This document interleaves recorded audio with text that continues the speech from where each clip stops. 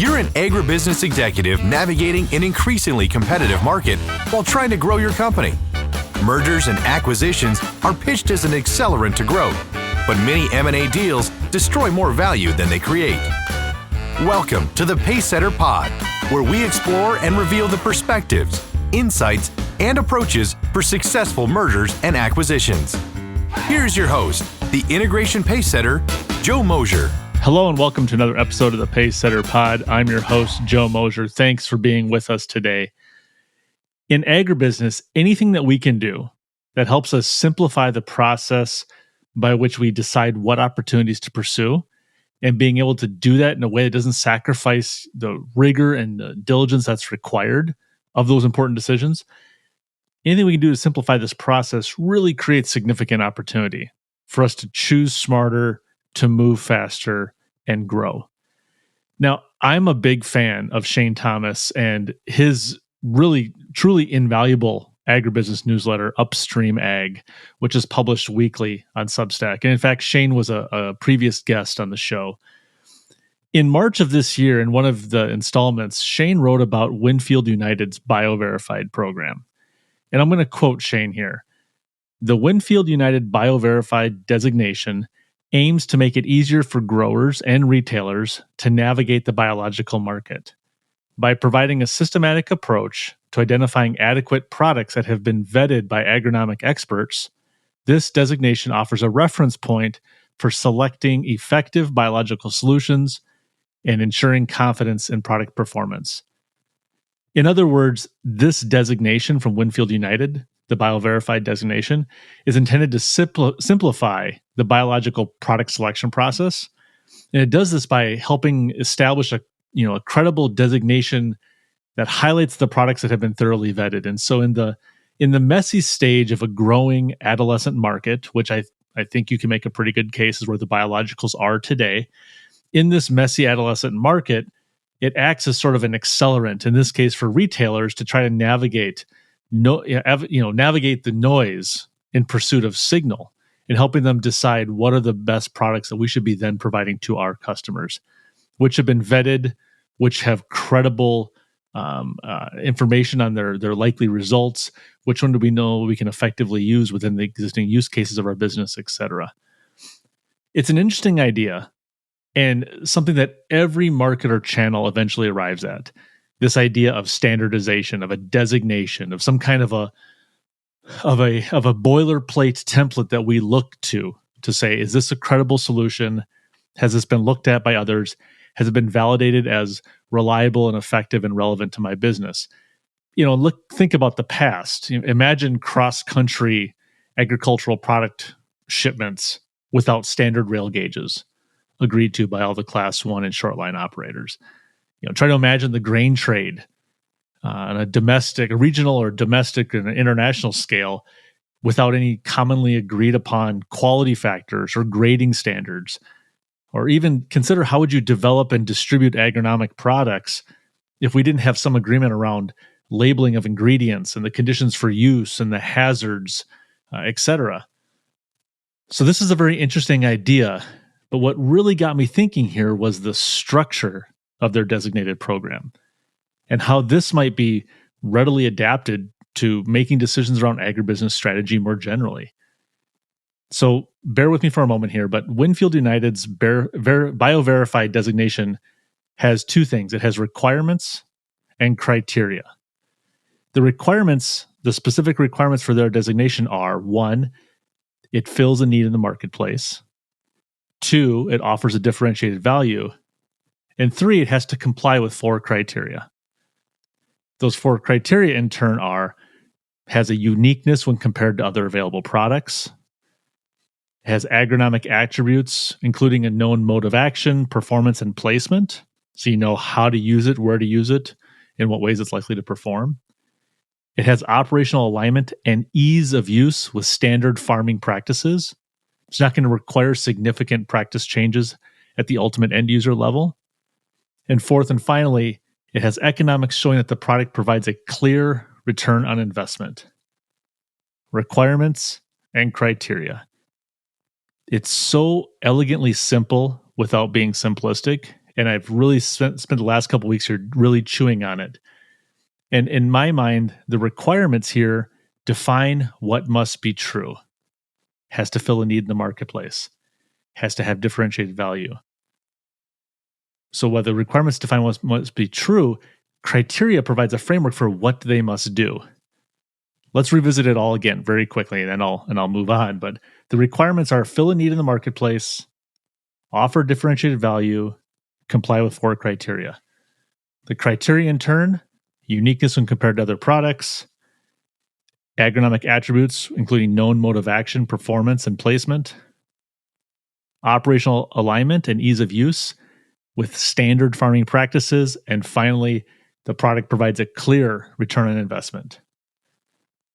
So maybe I'm a rube here, and maybe I've missed the memo on this for years, on this type of a model, requirements and criteria, for making clear distinctions around how do you validate the value of, in this case, a product or a suite of products, or in the case of strategy, how do you validate that these are the right things to be working on? So maybe I've missed the memo, and if I have, I'd love to hear from you all. But given the complexity of most strategic planning and strategy execution frameworks that I have seen over my career, I don't think I'm the only one who missed it. This really feels like a ripe opportunity to me to simplify, to align, and to ultimately accelerate strategy execution.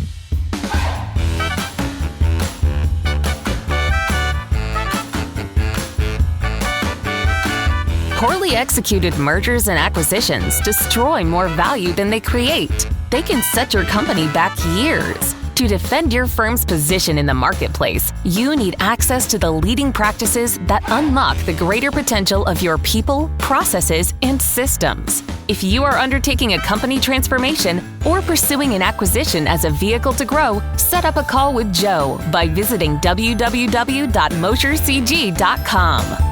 And specifically, here's what I mean.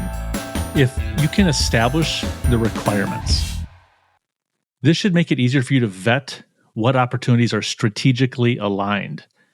And strategic alignment of opportunities and investments is something that is just so obvious when you say it, but when you look into where a company is actually investing its time and resources, it's so common. It's criminal how often businesses are investing in things that are not strategically aligned to the company they want to become. So if you do this right via your requirements, it should help you weed out all those interesting but either non-core opportunities or the ones that provide only marginal value. And then if you take the criteria and you apply that criteria to the opportunities available to you, it helps you compare and assess these opportunities on a relative basis. We know you can't do everything. We know you have to make decisions about what you're going to focus on. And we also know there's no universally binding standard for what is the best opportunity to chase. So we as agribusiness leaders need to look at what opportunities do we have in front of us within our business, and how do we make the best decision among those opportunities? Well-defined criteria, like we're talking about here, should help you do that, should help you evaluate them on a comparative basis relative to one another. And then ultimately, on the back of these requirements and the criteria, it should set the stage for better discussions and then eventually better decisions about what gets priority and what gets funded. So just like Winfield's BioVerified designation, which is intended to conduct all the vetting and simplify the selection process for biological products, this same model could be repurposed to vet opportunities, strategic opportunities, in a pragmatic way, and then simplify the decision-making process about where to focus and invest, which is why I've been so excited as I've been thinking about this and imagining how we might use this within our own business and within our clients' businesses. In my career, I've done a lot of adjacent work to this type of facilitating the strategic decision-making process. And I've worked within the processes and structures of PMOs, or portfolio management offices. I've worked within PMOs as a project manager, navigating the rules and requirements. I've helped to deploy them within different business units and functions.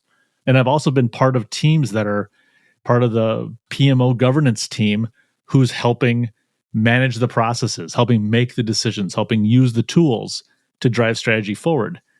And then, even more recently as an external advisor, I've had the opportunity to help design and stand up several of these PMOs within our client organizations. So I'm a big fan of the quality of decisions that they can produce. And in fact, we did an episode about this back in episode 40. If you missed it and want to check it out. But the problem with PMOs is that they're so prone to well-intentioned but very burdensome complexity. It's like we can't help ourselves. And over time, whether we're managing to edge cases or we're just trying to provide clarity and certainty, we over-engineer, we over-design the solutions, and they just sort of reek of bureaucracy. Whether they are or not, that's how they feel. And when something feels bureaucratic, it immediately becomes less strategic, becomes less palatable to leadership, becomes less useful to the growth of the business. So this requirements and criteria model that I've been discussing today, again, strikes me as an opportunity to experiment. And if it works just half as well as I suspect it could do a couple of things. It could help provide that clarity around what should we be working on and how should we compare those opportunities against each other to make really important decisions. And it should help us hold the line against that natural tendency to over-engineer these solutions. When you're working with a messy process like humans making decisions, it's very easy to respond to every nuance, every edge case, every possibility with an administrative control. And that's why these things become so cumbersome. But the requirements and criteria model strikes me, I don't believe naively, as a way to cut through that, to cut through the noise and get to the signal and help make better decisions. I think it could unlock a lot of value in the form of better decisions and then ultimately in better results as a result of velocity of execution. So here's what I encourage you all to do today. 2 things. First, think about your strategic plan or your investment strategy and consider how the requirements and criteria framework could simplify the process. Ask yourself, do we have clear requirements and criteria? If we don't have requirements, what would they be? If we had them, how might that change our existing suite of focus areas?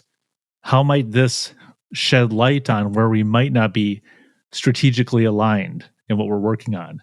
Or where maybe we're working on something of interesting but marginal value relative to another opportunity that has really outsized return potential. And then second, and I mean this seriously, check out and subscribe to Shane Thomas's Substack, Upstream Ag. And I'll offer a full-throated endorsement here. I would also encourage you to sign up for the Upstream Ag Professional paid version. It's easily a 10x return based on all the essential news and insights for agribusiness that'll show up in your inbox weekly. And then finally, I would also encourage you to check out Winfield United's BioVerified program designation. One, I think it's a very interesting evolution within the biologicals market. It's really pushing on a need in that marketplace. But again, familiarize yourself with the framework and structure that they used, and then from that derive how might this be reapplied or repurposed within your business. That's all we have for today. I hope it was relevant. I hope it was valuable. And I want to remind you to like and subscribe to the Pacesetter Pod on Apple Podcasts, Spotify, YouTube, or wherever you get your podcasts. And if you want to support the show, please consider leaving us a review on your device right now. We really appreciate it. It helps us get the word out. And if what we talked about today struck a chord with you and you want to continue the conversation, you can connect with me, Joe Mosier, on LinkedIn, or you can set up a call directly by visiting Mosier Consulting Group online at mosiercg.com. Thank you for listening. Have a great day. This is the podcastfactory.com.